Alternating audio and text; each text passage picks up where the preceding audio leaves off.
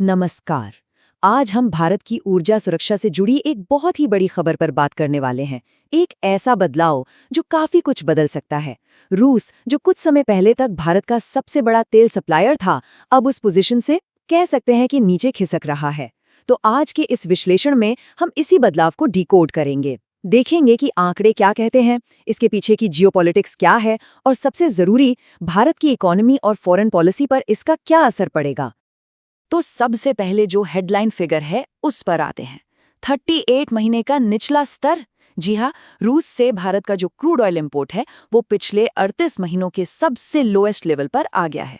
अब देखिए, ये कोई मामूली गिरावट नहीं है, ये ग्लोबल एनर्जी ट्रेड की डायनामिक्स में एक बहुत बड़े शिफ्ट का इशारा कर रहा है। तो चलिए, इस पूरे मुद्दे को अच्छी तरह से समझने के लिए हम अपने विश्लेषण को इन 6 हिस्सों में बांटकर देखेंगे। हम सबसे पहले देखेंगे कि ये खबर में क्यों है, फिर बैकग्राउंड समझेंगे, आंकड़ों को देखेंगे, जियोपॉलिटिकल एंगल को एनालाइज करेंगे और हाँ, परीक्षा के लिहाज से क्या जरूरी है उस पर भी बात करेंगे। आखिर में एक निष्कर्ष पर पहुंचेंगे। तो पहला सेक्शन की आखिर ये मामला खबरों में क्यों है। चलिए, सबसे पहले यही समझते हैं कि ये टॉपिक अचानक से इतनी चर्चा में क्यों आ गया। देखिए, जो मेन खबर है वो ये है कि दिसंबर 2025 में रूस से जो तेल आयात हुआ उसकी वैल्यू गिरकर $2.7 बिलियन पर आ गई। ये कोई छोटा मोटा अप डाउन नहीं है, ये एक बड़ी गिरावट है। और इसी आंकड़े ने इंटरनेशनल ट्रेड और डिप्लोमेसी पर नजर रखने वाले एक्सपर्ट्स का ध्यान अपनी ओर खींचा है। अब आते हैं दूसरे हिस्से पर, यानी कि बैकग्राउंड पर। देखिए, इस गिरावट का असली मतलब समझने के लिए हमें थोड़ा पीछे जाकर ये देखना होगा कि भारत और रूस का तेल व्यापार का रिश्ता हाल के दिनों में कैसा रहा है। हुआ ये था कि पिछले कुछ सालों में जो जियोपॉलिटिकल सिचुएशन बदली, उसके बाद रूस बहुत तेजी से भारत का नंबर 1 ऑयल सप्लायर बन गया था। मतलब हम सबसे ज्यादा तेल रूस से ही खरीद रहे थे। और यही वजह है कि अब जो ये गिरावट आई है वो और भी ज्यादा चौंकाने वाली है। तो चलिए, अब सीधे आंकड़ों पर चलते हैं, क्योंकि नंबर्स असल कहानी बताते हैं। ये चार्ट देखिए, तस्वीर एकदम साफ हो जाती है। भारत के टोटल ऑयल इंपोर्ट में रूस का जो हिस्सा था वो नवंबर में 34% था और सिर्फ एक महीने बाद दिसंबर में ये गिरकर लगभग 25% पर आ गया। सोचिए, एक महीने के अंदर इतना बड़ा ड्रॉप। ये एनर्जी ट्रेड में एक बहुत बड़े टर्निंग पॉइंट का सिग्नल है। और कहानी सिर्फ इतनी ही नहीं है, ये एक 2 वे शिफ्ट है। मतलब एक तरफ तो रूस से हमारा इंपोर्ट 27% से ज्यादा घट गया और वहीं दूसरी तरफ अमेरिका से हमारा इंपोर्ट लगभग 31% बढ़ गया, वो भी पिछले साल के मुकाबले। तो एक दरवाजा बंद हो रहा है तो दूसरा खुल रहा है। ये बदलाव सिर्फ कीमत में यानी वैल्यू में नहीं है, बल्कि वॉल्यूम में भी है। देखिए, रूस से इंपोर्ट घटकर 5.8 मिलियन टन पर आ गया, जो पिछले लगभग 2 सालों में सबसे कम है। और अमेरिका से, वहां से इंपोर्ट 58% उछलकर 1.1 मिलियन टन हो गया। तो ये जो आंकड़े हैं ना, ये सिर्फ मार्केट की कहानी नहीं सुना रहे, इनके पीछे की जियोपॉलिटिक्स बहुत गहरी है।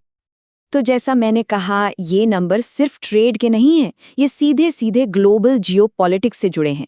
चलिए, अब इसी पहलू को समझते हैं। तो फिर सवाल ये उठता है कि इस पूरे बदलाव का भारत की फॉरेन पॉलिसी पर क्या असर होगा। हमारे जो स्ट्रेटेजिक रिश्ते हैं वो कैसे बदलेंगे। और यहीं पर मामला थोड़ा पेचीदा हो जाता है। देखिए, एक तरफ से अमेरिका की तरफ से ऐसे दावे किए जा रहे हैं कि भारत अगर रूसी तेल खरीदना बंद कर दे तो अमेरिका भारतीय सामानों पर लगने वाला टैरिफ 50% से घटाकर 18% कर देगा। लेकिन दूसरी तरफ भारत का स्टैंड क्या है? भारत ने न तो इसकी पुष्टि की है, न ही इससे इनकार किया है। भारत का आधिकारिक स्टैंड यही है कि हम अपनी एनर्जी ज़रूरतों के लिए स्रोतों में विविधता ला रहे हैं। मतलब हम किसी एक देश पर निर्भर नहीं रहना चाहते। अब आते हैं उस हिस्से पर जो एग्जाम की तैयारी करने वालों के लिए सबसे ज़रूरी है। चलिए, इस पूरी जानकारी को कुछ की पॉइंट्स में समेट लेते हैं। प्रीलिम्स के लिहाज से जो फैक्ट्स आपको याद रखने हैं वो ये हैं। पहला, रूस से इंपोर्ट वैल्यू गिर के $2.7 बिलियन पर आ गई, जो 38 महीने का लो है। दूसरा, रूस का इंपोर्ट शेयर 34% से घटकर 24.9% हो गया। तीसरा, अमेरिका से इंपोर्ट वैल्यू में लगभग 31% की बढ़ोतरी हुई। और चौथा, वॉल्यूम के हिसाब से देखें तो रूस से 5.8 मिलियन टन आया, जबकि अमेरिका से 1.1 मिलियन टन, जो कि 58% का उछाल है। ये नंबर्स सीधे सीधे पूछे जा सकते हैं। अब अगर मेंस की बात करें तो वहां सिर्फ फैक्ट से काम नहीं चलेगा, आपको एनालिसिस करना होगा। तो यहाँ पर 3 की कॉन्सेप्ट्स बहुत जरूरी हैं। पहला, एनर्जी सिक्योरिटी यानी ऊर्जा सुरक्षा। मतलब हम कैसे अपनी जरूरतें पूरी करने के लिए किसी एक देश पर निर्भरता कम कर रहे हैं। दूसरा, स्ट्रेटेजिक ऑटोनॉमी यानी रणनीतिक स्वायत्ता, कि हम अमेरिका और रूस जैसे बड़े पावर्स के बीच कैसे अपने फैसले खुद ले रहे हैं।